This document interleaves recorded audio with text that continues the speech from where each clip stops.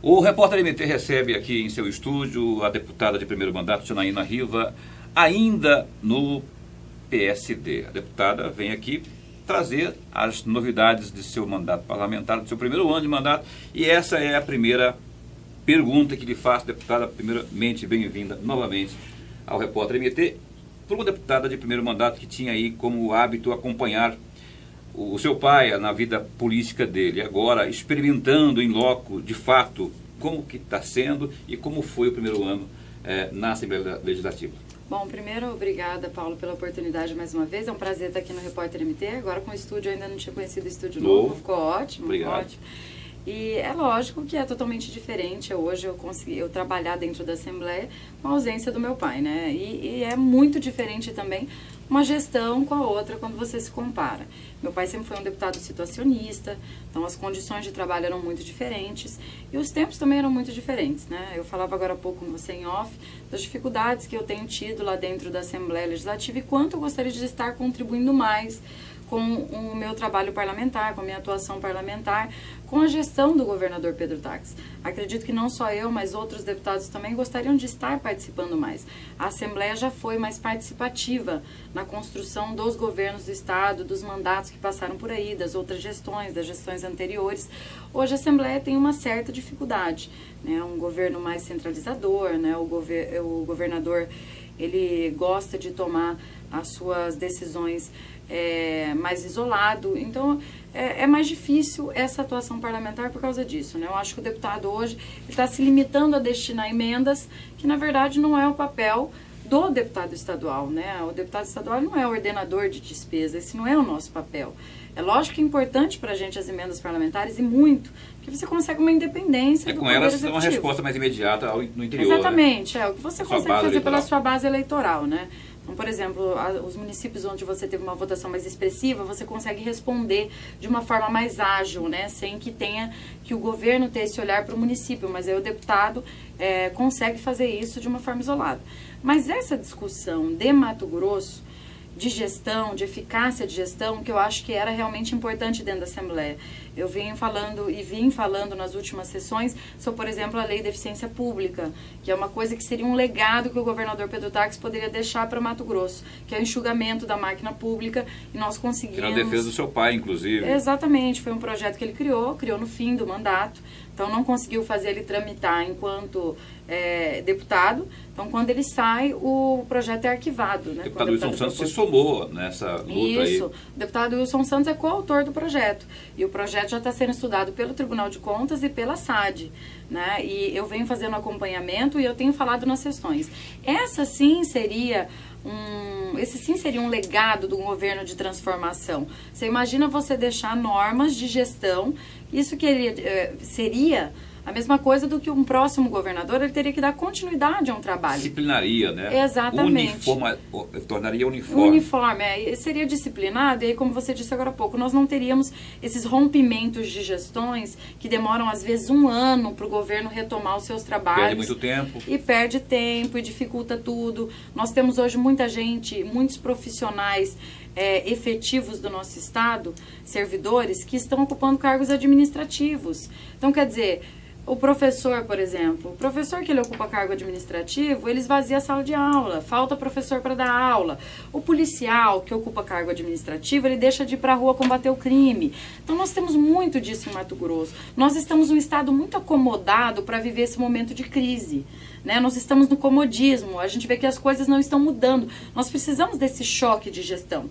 Nós precisamos que venha alguém e fale, não, pera lá, cadê os paradigmas? Será que nós perdemos os paradigmas? Nós estamos em um estado com extrema dificuldade, nós estamos com um país com extrema dificuldade financeira e parece que nós ainda não acordamos para isso. Nós precisamos economizar isso como um todo. A senhora acha que, de fato, como alegam alguns deputados, a Assembleia está meio que refém do Executivo, no que diz respeito à tramitação de propostas, se legitima muito lá no âmbito da Assembleia as ações do governo do Estado? Sim, com certeza. A senhora não se soma, obviamente, a senhora de oposição não se soma a esse grupo enorme de 20 deputados, salvo engano, que são da base aliada. E quando a senhora fala, teria que quebrar paradigma, a gente além da questão da eficiência pública, teria que, por exemplo, dar que tipo de resposta de imediato o governo Pedro Tax? É um enxugamento da máquina. Acho que se faz mais do que é necessário. Reduzir a máquina. Essa questão dos impostos, por exemplo, os fundos que nós temos em Mato Grosso, nós temos um estudo que foi feito ainda na época do governador Silval, feito pelo Tribunal de Contas. Se eu não me engano, salvo engano, o deputado Zé Domingos, que conduziu também esse estudo junto ao Tribunal de Contas, nós temos em Mato Grosso mais de 70 fundos. 70. Um deles, inclusive, que poderiam ser reduzidos a 4. A gente esteve aqui na semana que passou, recentemente aqui no seu lugar aí, esteve aqui um secretário de Estado das Setas, Valdinei. Eu perguntei para ele sobre o Fundo da Pobreza. O Fundo da Pobreza, a senhora não era deputada ainda, foi aprovado pela Assembleia Legislativa há uns 4 anos, um projeto do governo do Estado. E a pergunta que se faz hoje é onde está o dinheiro dos fundos. E o Valdinei, secretário, disse que confirmou que o dinheiro continua, que o dinheiro arrecadado continua servindo para pagar folha de pagamento, inclusive nessa gestão. Folha de servidores. Sim, alguns fundos. Não era o caso de Assembleia dar uma movimentada nisso, tentar propor mudança nisso? Mas é exatamente isso. É exatamente essa discussão, por exemplo, que levantou o deputado Zé Carlos do Pátio e que até deu origem depois à CPI, que acabou sendo dos incentivos fiscais, mas também com esse propósito de fazer um estudo dos fundos. Para onde estão indo esses recursos dos fundos? Se são mais de 70 fundos, e eu acredito que estejam funcionando, são cerca de 50 fundos que o Estado possui, eu acho um absurdo um fundo, por exemplo, como o FETAB, servir 30% para pagamento de folha de servidor do governo do Estado. Será que o governo precisa dessa máquina tão grande? A gente vê tanto servidor aí, muitas vezes, que não tem o que fazer dentro do governo do Estado. Muito cômodo também para o governo contar com o FETAB, não é? Abrir mão disso para ele seria difícil. A pessoa que paga o FETAB, ela está pagando para ela ter uma estrada melhor, para ela ter uma infraestrutura melhor. Ela não sabe que ela está pagando para manter servidor para o governo do Estado. Então, quer dizer, esse enxugamento seria muito corajoso da parte do governo. Essa mudança de paradigma. Exatamente. Né? E assim, quando eu digo que não é só quebrar os paradigmas, mas é que nós perdemos também os paradigmas. O Estado perdeu, assim, o eixo, o rumo que ele deve tomar. Muitas vezes eu vejo que nós estamos perdidos. Não, no governo Silval já estava perdido já. Né? Não, já. Nós temos que admitir o seguinte, principalmente no final da gestão, a questão das obras da Copa, a ingerência, a falta de gestão, a falta de comando. E é isso exatamente que eu vejo hoje que nós temos enfrentado dificuldade por falta de grandes líderes. Entendeu? E um grande líder não se faz fácil assim, não se faz tão rapidamente. Isso eu também entendo. Mas hoje na Assembleia, nossa dificuldade é essa. Nós, deputados, não temos alguém para impor a força do Legislativo hoje. Que tenha essa força, esse poder. Nós temos, é lógico, o nosso presidente Guilherme Maluf, que é uma pessoa que tem feito também um bom trabalho, tem conseguido fazer uma boa gestão na Assembleia, mas é do mesmo partido que o governador. E é lógico que tem suas bandeiras, tem suas defesas, mas como a questão das ambulâncias? Até hoje não saiu do papel. É uma vergonha para a Assembleia Legislativa. Nós devolvemos 20 milhões. A senhora é cobrada lá em Juara, nos municípios do interior, sobre não isso? Não só em Juara, né? Eu sou cobrada no estado inteiro. E todos os prefeitos que vão à Assembleia têm cobrado os seus deputados também. Uhum. Porque eram 141 ambulâncias, que iriam uma para cada município do estado. Né? E nós que somos, principalmente os deputados que são do interior, sabem a importância de uma ambulância. Hoje uma ambulância dificilmente ela dura mais de 1 ano no interior, por causa da dificuldade das estradas, e a ambulância geralmente ela é usada para ir no distrito, para ir na zona rural. Dificilmente ela anda dentro só da cidade, né? Ela vai andar mais mesmo para a periferia. E aí que vem a dificuldade, a ambulância não consegue se manter. Nós fizemos uma propaganda linda da Assembleia, começo do ano, da devolução do dinheiro. Tudo bonito, tudo... Nós já estamos em dezembro, e esse recurso não chegou nos municípios. Porque o governo do estado não conseguiu licitar. Dificuldade em fazer uma licitação. E é uma responsabilidade do governo do estado. É uma responsabilidade do governo do estado. Nada a ver com a Assembleia. Quem faz é o governo. Nós só devolvemos o dinheiro ao governo com essa contrapartida de que o governo adquiria as ambulâncias para os municípios. Mas isso aí, por exemplo, a Assembleia virou uma vergonha. Entendeu? E você acha que, só para emendar o que você dizia há pouco, você acha que o Guilherme Maluf, por ser do PSDB, agora, mesmo partido do governador, está limitado em termos de cobrar isso? Quer dizer, ele vai até certo ponto, para espanar, eu teria que brigar, e para não brigar ele não... Na minha opinião, não é nem a questão partidária do Guilherme, dele ser do mesmo partido que o governador Pedro Tax, mas a questão dele ser de base do governador. Como eu disse agora há pouco, o governador Pedro Táxi ele tem postura muito diferente dos governadores que passaram até aí. Até o Blairo Maggi, ex-governador Blairo Maggi, quando assumiu a sua gestão, ele ainda tentou, por 6 meses, ter uma postura mais dura, né, uma postura mais isolada, mas não conseguiu manter isso, porque na época, então, até meu pai era presidente da Assembleia Legislativa, a Assembleia Legislativa também mostrou sua força em contrapartida com relação ao governo. Tinha a maioria dos deputados, os deputados eram unidos, então quer dizer, não é questão de ser situação ou oposição, mas de ter uma união dentro do parlamento, que hoje, infelizmente, nós não temos. Tem que ser realista. Hoje isso não existe. Hoje cada um está ali para cuidar dos seus problemas e da sua relação governo com municípios. Então, quando você tem esse isolamento até dos parlamentares, aí você começa a criar obstáculos e, infelizmente, a Assembleia começa a perder. Então, nós já começamos a perder nessa questão das ambulâncias, nós perdemos com esses atrasos dos repasses, que é inconstitucional, nós perdemos, por exemplo, na mudança que o governador Pedro Táxi fez para o ano que vem da projeção de orçamento, a Assembleia, por exemplo, foi diminuída ao extremo. Foi até uma discussão... 3%, parece? Uma discussão que nós abrimos dentro da Assembleia, que era a seguinte: não é que eu quero mais dinheiro para a Assembleia, eu quero que a Assembleia seja tratada assim como os demais poderes e órgãos. Então, quer dizer, não justifica você fazer um aumento tão grande com o Tribunal de Justiça, com o Tribunal de Contas, com o Ministério Público, e você menosprezar uma força que é a Assembleia Legislativa, que é o único desses que é escolhido pelo povo. Quer dizer, quem está ali na Assembleia foi votado para estar ali. A população escolheu, diferente do Tribunal de Justiça, diferente do Ministério Público. Tenho o maior respeito por eles. Mas qual era a minha opinião?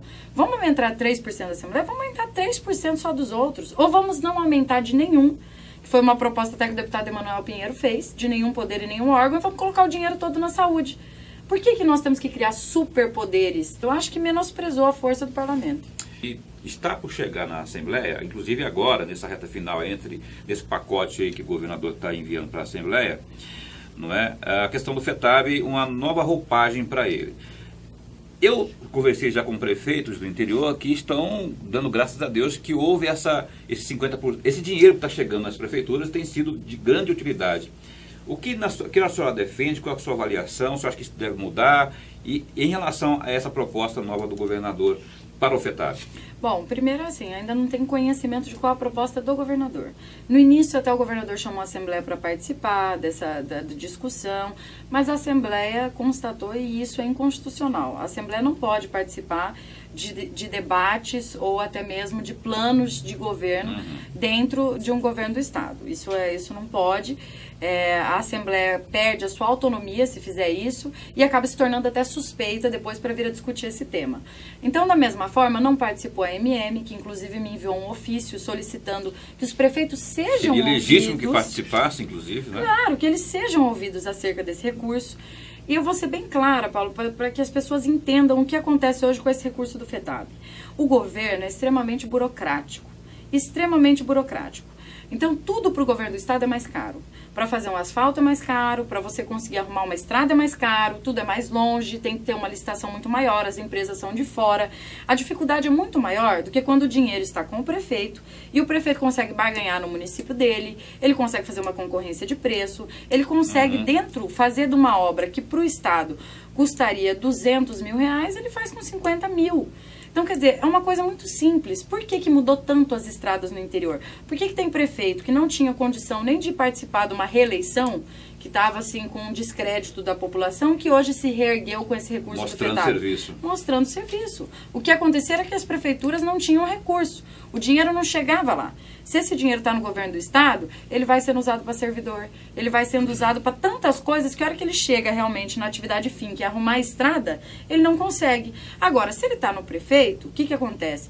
Principalmente no interior, em Cuiabá não é muito comum, mas no interior do estado você sabe como que é. A pessoa bate na porta da casa do prefeito. Se ela não acha na prefeitura, ela vai atrás da mulher do prefeito na igreja, ela vai atrás da mãe do prefeito na casa dela. Então, quer dizer, tem essa ligação que é muito mais próxima. Então, você consegue fazer com que você seja ouvido, que a população seja ouvida e que o prefeito atenda à expectativa da sua população. Então, o FETAB tem feito milagres no interior. Esses dias o deputado Valtenir Pereira... fogos, porque recebe 300, 200 mil reais. Esses dias o deputado Valtenir Pereira me enviou um vídeo das estradas antes e depois do FETAB. Por quê? Aquele prefeito ele já sabe onde é que a estrada, onde que a ponte vai rodar. Conhece, né? Onde que a ponte vai Até rodar. nome pros buracos.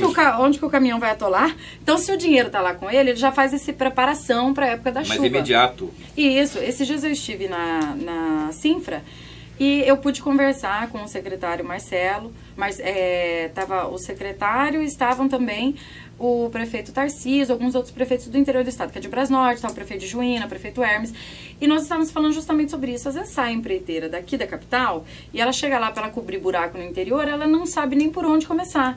E os prefeitos já têm essa praticidade. Não, a gente pega cascalho ali da fazenda de a gente vai jogar o cascalho, depois nós vamos deixar faltando tantos centímetros para colocar lama asfáltica, porque senão vai gastar muita lama. Então, quer dizer, eles já têm essa economia, eles sabem como fazer muito melhor. Então, eu não tenho dúvida de que o FETAB é muito mais viável quando fica para os municípios. A proposta do governador, eu inclusive tenho defendido na Assembleia, que nós voltemos a trabalhar no início de janeiro, até porque essa questão do FETAB, ela é urgente. Tem as águas chegando aí. Exatamente, ela tem que ser resolvida da forma mais rápida possível e para que se faça justamente essa discussão dessa questão de atividade fim e da economia de recursos, para que a gente possa atingir o nosso objetivo. Se esse dinheiro continuasse no Estado como estava antes, ele ia continuar para o uso da máquina do governo do Estado e, infelizmente, ninguém ia ver, não né? ia atender a expectativa. Ninguém ia ver. Exatamente, acaba que você não vê a diferença que esse recurso faz. Hoje não, hoje você passa no município, você vê a placa, isso aqui é com recurso do FETAB. Você sabe que você está pagando e que você está tendo um resultado por isso, né? Positivo, que antes não tinha. Janaína Riva, deputada estadual pelo PSD, falando conosco aqui no Repórter MT.